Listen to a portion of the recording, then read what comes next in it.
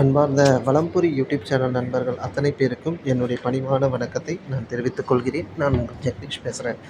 எல்லாரும் எப்படி இருக்கீங்க? நான் நல்லா இருக்கிறேன். இப்பொழுது நாங்கள் இப்போ அபுதாபியில் இருக்கிறதால ஒரு சில வீடியோக்கள் என்னால் போட முடியல. அதனால தான் நான் வந்து பார்த்திங்க அப்படின்னா உங்களுக்கு ரெக்வஸ்ட் பண்ணி ஒரு வீடியோ போட்டிருந்தேன். ஸோ எல்லாருமே அதற்கு நல்ல ஒரு ரெஸ்பான்ஸ் கொடுத்துருந்தீங்க. அதுக்காக உங்களுக்கு ஒரு நன்றியை நான் தெரிவிச்சுக்கிறேன். அதேபோல் அடுத்து பார்த்தீங்க அப்படின்னா, இன்றைக்கி நம்ம போடுற இந்த பதிவு என்ன பதிவு அப்படின்னு பார்த்தீங்க அப்படின்னா, பாடல் பெற்ற சிவஸ்தலங்கள் அப்படின்னு சொல்லிட்டு ஒரு தலைப்பில் நான் வீடியோ போடுறதா முடிவு பண்ணியிருக்கேன். அந்த வகையில் இப்போ நம்ம என்ன ஸ்தலம் பார்க்க போகிறோம் அப்படின்னு பார்த்தீங்க அப்படின்னா, திருவழிதாயம் அப்படின்ற கோவிலை பற்றி பார்க்க போகிறோம். இந்த கோவில் வந்து பார்த்திங்கன்னா பர்சனலாக எனக்கு ரொம்ப பிடிச்ச கோயில். இந்த கோவில் வந்து சென்னை பாடியில் அமைஞ்சிருக்கிற ஒரு கோவில். என்னுடைய வீட்டிலேருந்து கொஞ்சம் தள்ளி தான் இருக்குது. நாங்கள் வந்து இப்போ அபுதாபியில் இருக்கிறதால அடிக்கடி போக முடியாத ஒரு சூழல். நான் ஊருக்கு வந்தேன்னா கண்டிப்பாக அந்த கோவிலுக்கு போவேன். இப்போ வந்து இந்த திருத்தலத்தை பற்றி நம்ம சில விஷயங்கள் தெரிஞ்சுப்போம். அதுக்காக தான் இந்த பதிவை நான் போடுறேன். இதுபோல் ஒவ்வொரு பாடல் பெற்ற ஸ்தலமும் நான் வந்து தெரிஞ்ச அளவுக்கு நான் போடுறேன். அதுக்கும் உங்களுடைய வரவேற்பு கொடுக்கணும்னு நான் வேண்டி கேட்டுக்கொள்கிறேன். வாங்க நம்ம இன்றைக்கி இந்த பதிவில் போகலாம். தென்னாடுடைய சிவனே போற்றி, எந்நாட்டவர்க்கும் இறைவா போற்றி.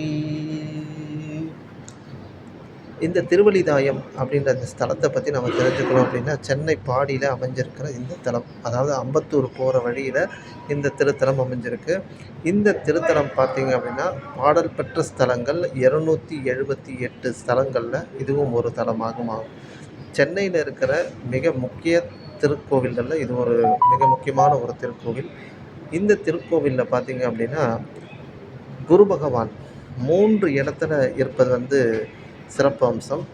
இந்த திருத்தலத்துக்கு வந்து நாம் வழிபட்டோமேயானால் நம்மளுடைய முன்ஜென்ம பாவ வினைகள் அத்தனையும் நீங்கும் என்பது ஐதீகம். இந்த திருத்தலத்தில் எழுந்தருளி இருக்கிற இறைவனுடைய பெயர் பார்த்திங்க அப்படின்னா திருவழிதாயர் அல்லது திருவள்ளீஸ்வரர் அப்படின்ற அழைக்கப்படுகிறார்கள்.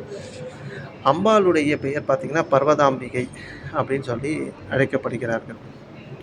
இந்த திருத்தலத்தில் என்ன விசேஷம் அப்படின்னு பார்த்தீங்க அப்படின்னா, தேவர்கள் இங்கே பறவையாக வடிவெடுத்து வாழ்கிறார்கள் அப்படின்றது தான் இந்த திருத்தலத்தில் இருக்கிற ஒரு மிக முக்கியமான ஒரு விஷயம்.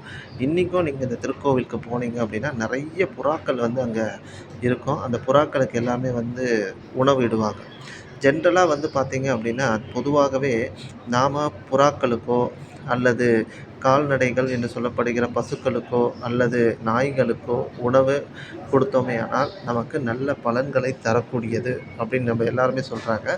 அதுபோல் பறவைகளுக்கும் நம்ம செய்தோம் அப்படின்னா நமக்கு நல்லது.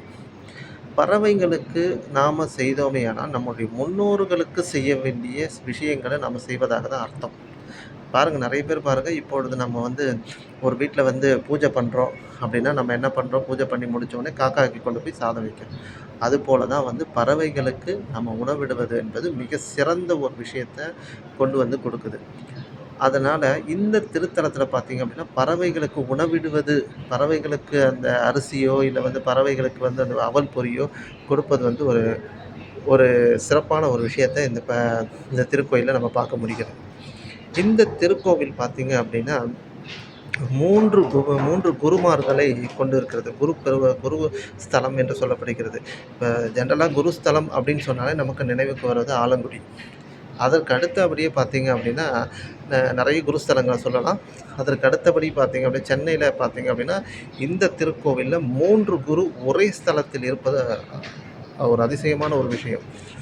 காரணம் என்னென்னு பார்த்திங்கன்னா, பிரகாரத்தில் நம்ம உள்ளே நுழைஞ்ச உடனே நம்மளுடைய ரைட் ஹேண்ட் சைடு வலதுபுறத்தில் ஒரு குரு பகவான் இருப்பார். அதன் பிறகு உள்ளே போய் பார்த்திங்க அப்படின்னா சிவகோஷ்டத்தில் சிவனை வணங்கிட்டு நம்ம சுற்றும்போது தட்சிணாமூர்த்தி ஒரு ஒரு கோஷ்டத்தில் இருப்பார். அதன் பிறகு நவகிரகத்தில் ஒரு குரு இருப்பார். ஆக மொத்தம் 3 குருக்கள் ஒரே ஸ்தலத்தில் இருப்பது மிக சிறந்த விஷயம். வியாழக்கிழமை நம்ம சென்று வந்தால் மிகுந்த நற்பலன்களை நமக்கு அருள்வார். பௌர்ணமி தினத்தில் நம்ம போய் வணங்கணும், இந்த இறைவனை வணங்கணும் அப்படின்னா நமக்கு ஒரு மிகப்பெரிய ஒரு பலனை கொடுப்பார். இந்த திருத்தலத்துடைய கதை பார்த்திங்க அப்படின்னா, வியாழ பகவான் தன்னுடைய தமையனுடைய மனைவியின் சாபம் பெற்றுறார். அவருடைய சாபம் நீங்குவதற்காக மார்க்கண்டேய மகரிஷியிடம் போய் கேட்குறாரு. மார்க்கண்டேய மகரிஷி, "இத்தலத்து இறைவனை நீ பூஜித்தா உன்னுடைய சாபம் நீங்கும்" அப்படின்னாரு. அதேபோல அவரும் இந்த தலத்து இறைவனை வந்து தரிசிக்கிறார். அவருடைய சாபம் நீங்குது. அதற்கடுத்து அப்படி பார்த்தீங்க அப்படின்னா, வியாழ பகவானுடைய மகன் பரத்வாஜ முனிவர். இவர் பார்த்தீங்க அப்படின்னா, ஒரு கருங்குருவி, அதாவது கருக்குருவின்னு சொல்லுவாங்க. அத வந்து வலியன் அப்படின்னு சொல்லுவாங்க. அந்த வலியனுடைய அவதாரமாக எடுத்து இந்த பூலோகத்தில இருக்கும்போது அவருக்கு ஏகப்பட்ட துன்பங்கள் நிகழுது. அவர் வந்து இந்த பிறவி எனக்கு வேண்டாம் அப்படின்னு சொல்லி இறைவனை பிரார்த்தனை செய்து ஒவ்வொரு திருத்தலத்திற்கும் சென்று வரும்பொழுது, இத்திருத்தலத்திற்கு வந்து இறைவனை பிரார்த்தனை செய்தபடியால் அவர் வந்து அ பறவைகளுக்கெல்லாம் தலைவன் என்று கூடிய சொல்லக்கூடிய பருந்தினுடைய அவதாரத்தை எடுத்தார். அதனால தான் இந்த இறைவனுக்கு பெயர் வந்து திருவலிதாயர். பலிதாயர், பலியன் அப்படின்றதுல வந்த பெயர் அது. திருவலிதாயர் அப்படின்னு சொல்லி வந்த பெயர். அதனால இந்த திருத்தலம் ரொம்ப சிறப்பு வாய்ந்த திருத்தலம். எல்லாரும் நேரம் கிடைக்கும் போதெல்லாம் போய் இத்தலத்து இறைவனை வணங்கிட்டு வாங்க. நானும் இந்த தலத்து இறைவனை வணங்கியிருக்கேன். நிறைய நற்பேர் எனக்கு கிடைச்சிருக்கு. நிறைய விஷயங்கள் எனக்கு கிடைச்சிருக்கு.